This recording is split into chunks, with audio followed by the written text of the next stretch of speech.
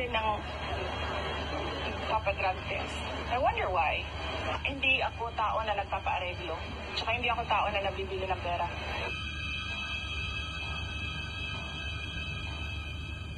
Sinabihan ko na rin talaga sila. Really, I truly want a trial because I want a bloodbath talaga.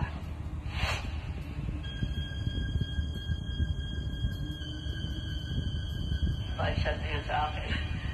Unless she says sorry or whatever, maybe she will, maybe she... Nakita ko siya ulit, di ba? Some people behave. Sabi ko, wrong person, honey. Lisa Marcos, naalala mo? Nagpadala ka sa akin ng video? Sinabihan mo ako saan kukunin ang pera. Pinakita mo ang muka ng tao doon sa video message mo. You sent me written instructions about money, millions a month. Anong nakalagay doon sa envelope?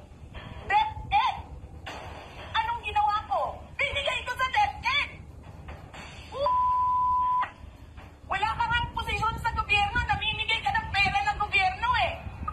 Isira, no? Yung tangal, kapag kasama ko, sa office of the Vice President, sasabihin niyo sa mga tao, nakaw yan, confidential funds yan. Niwala nga kayo isang proof na confidential funds yan. Naniwala lang kayo sa isang babae na ang pangalan ay Gloria Mercado na nagsabing confidential funds yan, na hindi niyo nga nilabas, na wala pang confidential funds, meron ng white envelope. Kasi 2022 pa lang, may utos na ng pera sa DepEd. Tapos kami yung nagsisinungaling. Nagbibigil ako eh. Kasi gusto ko lang magtrabaho. Gusto ko lang tapusin nyo na yung show ninyo saan sa House of Representatives para makabalik na kami sa trabaho namin. Tapos ganyan ang gagawin ninyo sa amin dahil hindi kami sumusunod sa inyo. Dahil ayaw na namin tumulong sa inyo. Ganito gagawin ninyo. Presidente ka. May speaker ka na involved sa bribery ng Supreme Court justices. May video, may kaso, may witnesses. Hindi mo tinanggal yung speaker mo. Pinabayaan mo siya abusuhin ang pera ng bayan.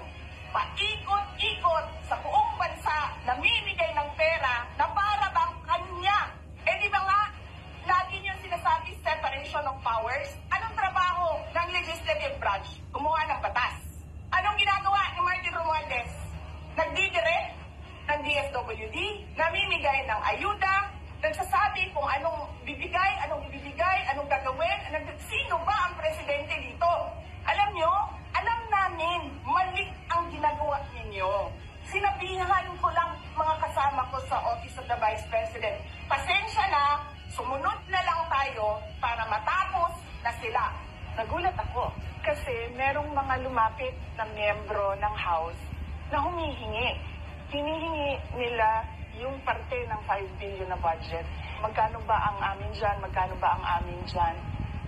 So sinabi ko, hindi pwede ito. So sinabihan ko yung isang congressman, sabihan ninyo si Martin Romualdez na hindi pwede chap-chapin ang classroom construction na 5 billion. Hindi nga ako pumayag na kunin yung 5 billion, dinagdagan nila ng 10 billion yung classroom construction ng Department of Education. Yung 10 billion na yon hindi kontrolado ng Department of Education.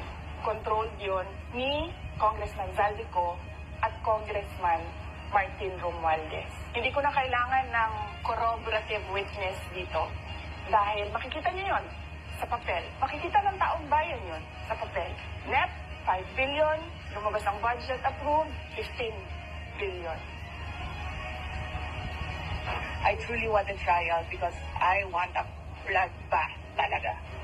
Mr. President, kayo po ba sa puso ninyo, gusto niyo bang makipagkasundo pa sa mga Duterte? Oo. Ako, ayoko ng gulo. Gusto ko makasundo sa lahat ng tao. Mas maganda, marami na akong kaway. Hindi ko kailangan ng kaway. Kailangan ko kaibigan. Hindi ko.